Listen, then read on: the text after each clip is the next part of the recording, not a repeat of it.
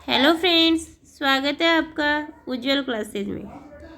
Friends, teaching method जो maths के चल रहे हैं उसका आज सेकंड पार्ट करवाने जा रही हूँ। तो यदि वीडियो अच्छा लगे तो लाइक शेयर सब्सक्राइब जरूर कीजिएगा।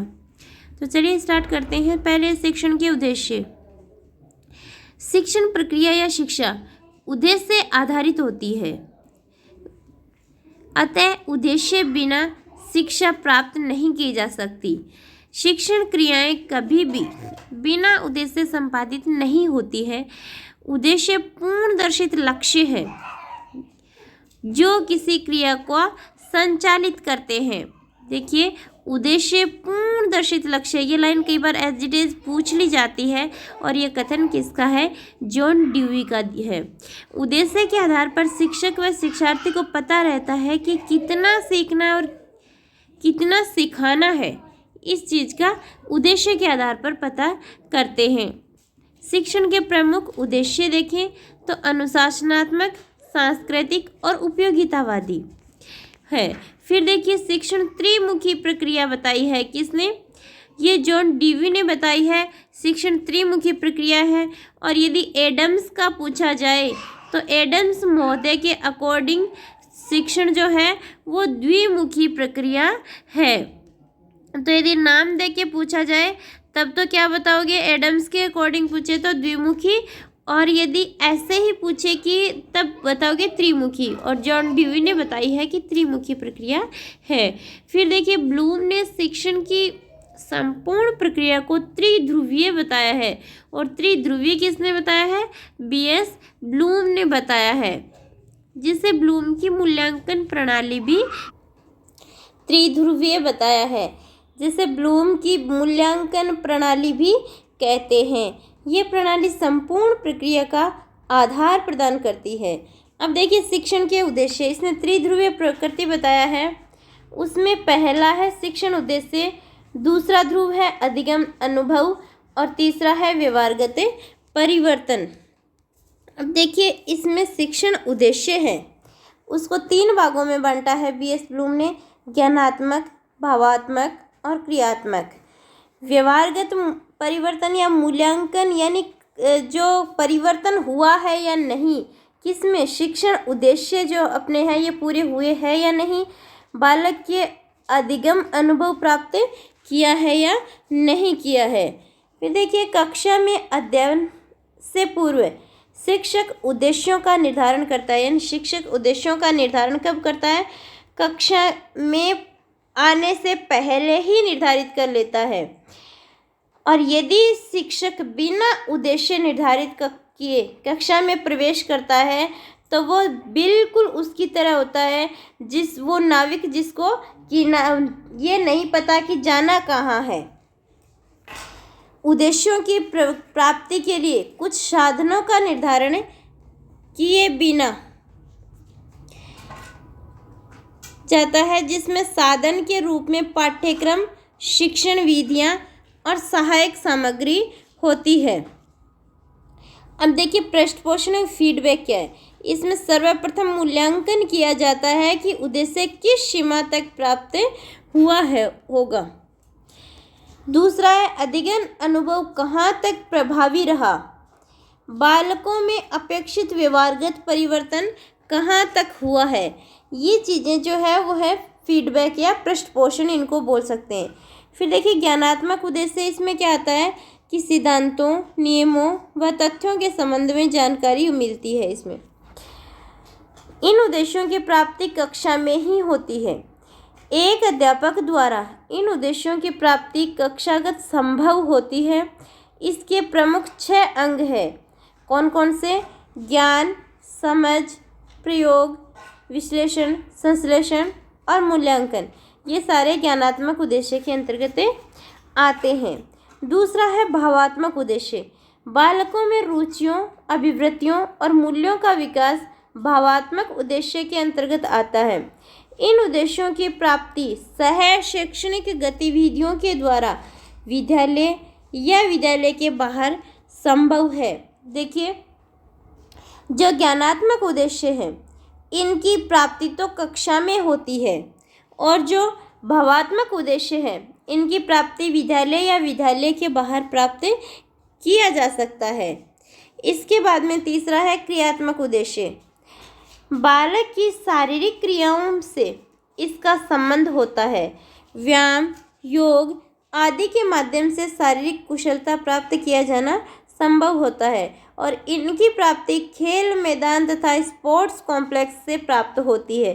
तो इनकी प्राप्ति स्थल जो है ज्ञानात्मकता है कक्षा, भावात्मक है विद्यालय और विद्यालय के बाहर, और क्रियात्मक का है खेल मैदान तथा स्पोर्ट्स कॉम्प्लेक्स। फिर देखिए सामान्य उद्देश्य और विशिष्ट उद्देश्य में क्या डिफरेंस है। सामान्य उद्देश्य व्यापक और असीमित होते हैं और विशिष्ट उद्देश्य जो है ये संकीर्ण होते हैं, सीमित होते हैं और छोटे दायरे वाले होते हैं। विशिष्ट उद्देश्य किसी टॉपिक को लेके लिए जाते हैं, जैसे अपने को क्लास में कोई टॉपिक पढ़ाना है तो उसके विशिष्ट उद्देश्य अपन डिसाइड करते हैं। और सामान्य उद्देश्य क्या होते हैं, जैसे आगे जाके क्या बनना है, वो सामान्य उद्देश्य हो गए। इसके बाद में देखिए दीर्घकालीन होते हैं और विशिष्ट उद्देश्य अल्पकालीन होते हैं। सामान्य उद्देश्य अस्पष्ट होते हैं और विशिष्ट उद्देश्य स्पष्ट होते हैं। यानी अस्पष्ट होते हैं, ये पता है कि गवर्नमेंट जॉब लगना है लेकिन किस जॉब में जाना है वो स्पष्ट नहीं है। और सामान्य उद्देश्य अनिश्चित होते हैं और विशिष्ट उद्देश्य निश्चित होते हैं। सामान्य उद्देश्य बालकों में इन उद्देश्यों की निश्चित प्राप्ति के लिए कोई निश्चित स्थान नहीं होता। ये शैक्षिक क्रियाओं के द्वारा विद्यालय में और विद्यालय के बाहर प्राप्त किया जा सकता है। लेकिन विशिष्ट उद्देश्य जो है वो विद्यालय के निर्धारित कालांश में ही इसकी उद्देश्य की प्राप्ति संभव है। अब देखिए सामान्य उद्देश्य दार्शनिक प्रकृति के होते हैं और विशिष्ट उद्देश्य मनोवैज्ञानिक प्रकृति के। सामान्य उद्देश्य का मापन और मूल्यांकन संभव नहीं होता, जबकि विशिष्ट उद्देश्यों का संभव होता है। सामान्य उद्देश्य राष्ट्र समाज की आवश्यकता के अनुसार परिवर्तित होते हैं, ये इम्पोर्टेंट है। और विशिष्ट उद्देश्य जो है ये निश्चित होते हैं और एक प्रकरण के अनुसार होते हैं। यानी एक टॉपिक का विशिष्ट उद्देश्य एक होता है। अब देखिए एनसीएफ 2005 के आधार पर गणित के उद्देश्य। उत्कृष्ट गणितीय शिक्षा का हमारा दृष्टिकोण 2 मान्यताओं पर आधारित है। वो 2 मान्यताएं कौन सी हैं? पहली है कि सभी बच्चे गणित सीख सकते हैं। दूसरी है सभी बच्चों को गणित सीखनी चाहिए और सिखानी भी चाहिए। इसलिए यह आवश्यक है कि हम बच्चों को अच्छे स्तर की गणितीय शिक्षा प्रदान करें। अब देखिए उद्देश्य, गणित के उद्देश्य क्या है कि बच्चे आनंद पूर्वक गणितीय अवधारणाओं को आत्मसात करें और कक्षा का वातावरण आनंददायक, आकर्षक और विद्यार्थियों में रुचि, जिज्ञासा उत्पन्न करने वाला होना चाहिए, जहाँ शिक्षक और शिक्षार्थी मिलकर ज्ञानार्जन कर सके। उदाहरण के लिए जैसे अपन कह सकते हैं कि बच्चे को जेब से कंचे निकालकर जोड़ सिखाना, यानी आनंददायक होना चाहिए, कक्षा का वातावरण आकर्षक होना चाहिए, विद्यार्थियों में रुचि उत्पन्न करने वाला होना चाहिए, जिज्ञासा उत्पन्न करनी चाहिए। यदि अपन इस तरीके से जोड़ यदि सिखाते हैं तो बच्चे में जिज्ञासा भी होगी सीखने की, वो आनंद से सीखेगा, उसे आकर्षक भी लगेगा। फिर दूसरा देखिए यांत्रिक रूप से गणित न सिखाकर सक्रिय रूप से समस्या समाधान की प्रक्रिया में भाग लेकर गणितीय प्रक्रिया को समझना चाहिए, आत्मसात करना चाहिए। जैसे बच्चों को उनकी ऊंचाई मापना कि किस में ज़्यादा है किसकी कम है, भार मापना, जैसे ये बच्चों के ऊपर छोड़ दो, बच्चों को एक क्लास में बोल दिया कि आप अपने आप ऊंचाई नापो, किसकी ज़्यादा है किसकी कम है, भार नापिए, तो ये मापने की प्रक्रिया है वो बच्चों को अपने आप समझ में भी आ जाएगी और बहुत उत्साहित होकर करेंगे वो।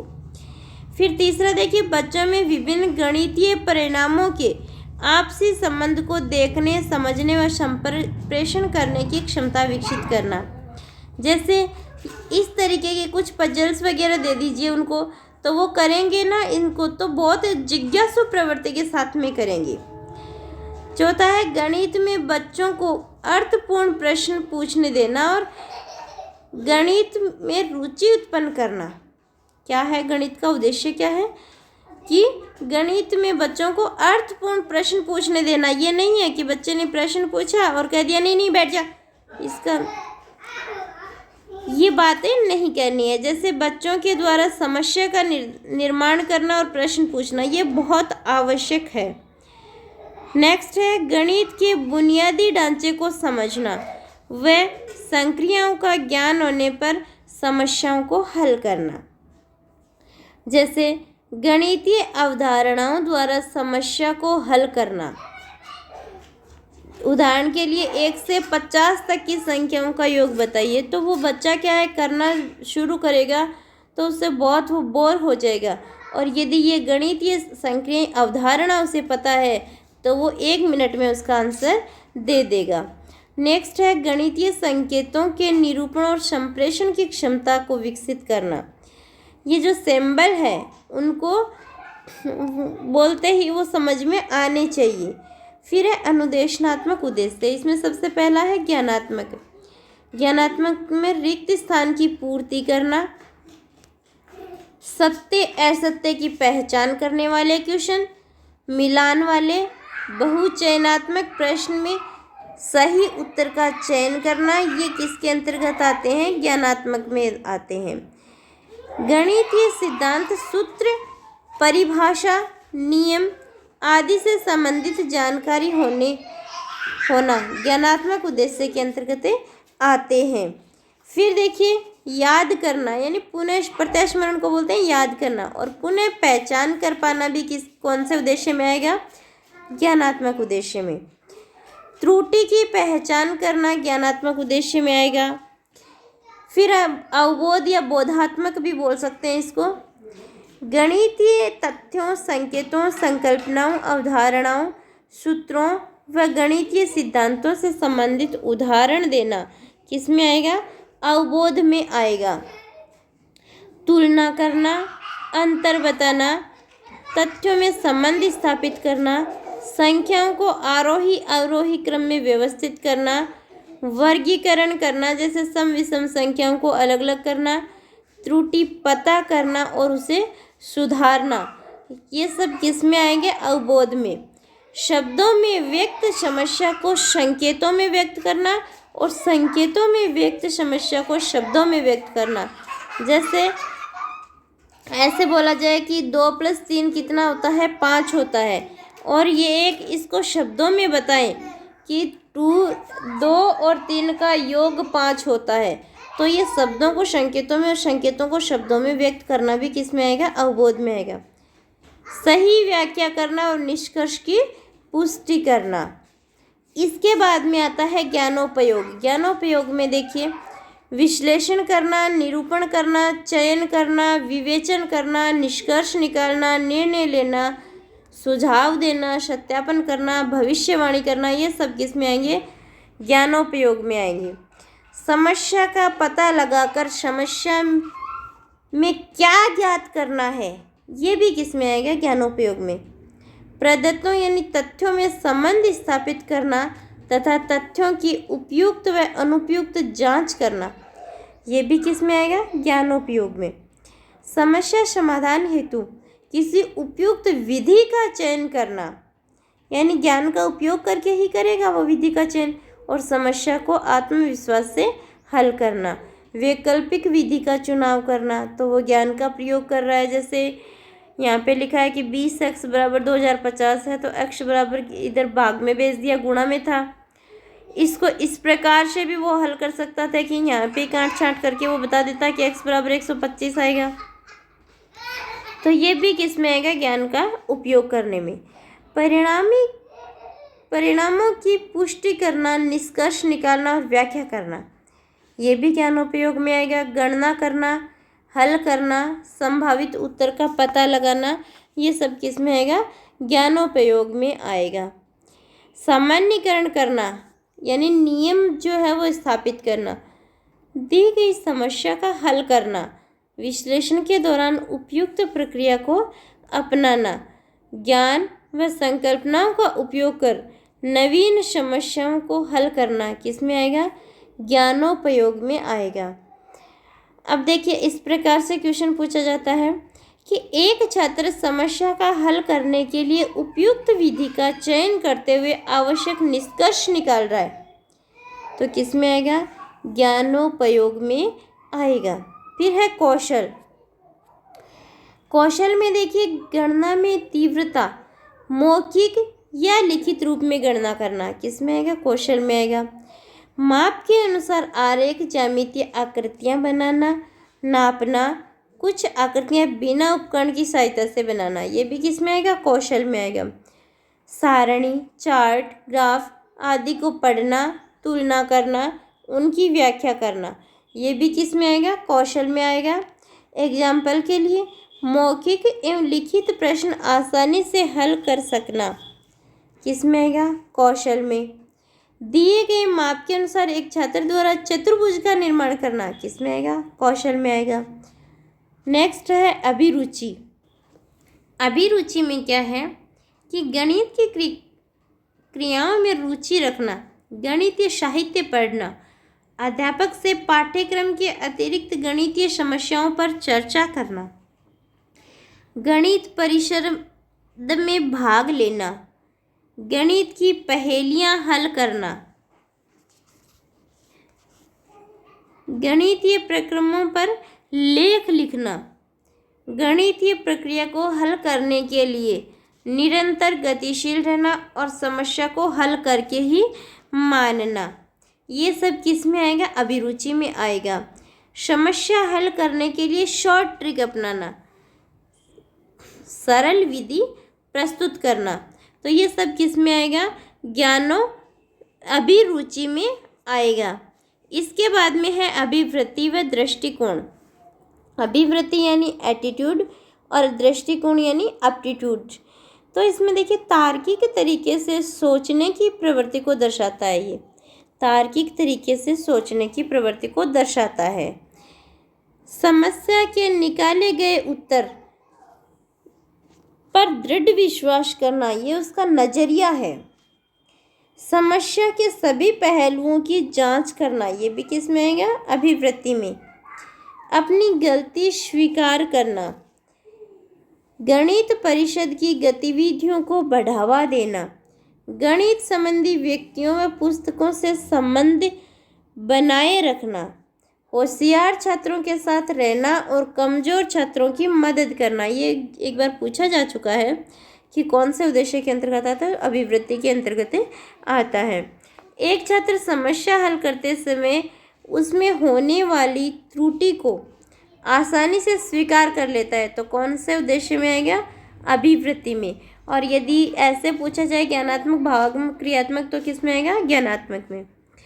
एक छात्र निष्कर्ष निकालने से पहले विभिन्न पहलुओं पर व विभिन्न तथ्यों पर विचार करता है, तो ये भी किस में आएगा?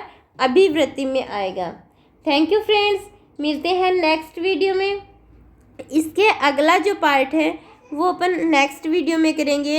यदि वीडियो अच्छा लगे तो लाइक कीजिएगा, शेयर कीजिएगा, सब्सक्राइब कीजिएगा और कमेंट करके ज़रूर बताइएगा कि आपको कैसा लगे। Thank you friends.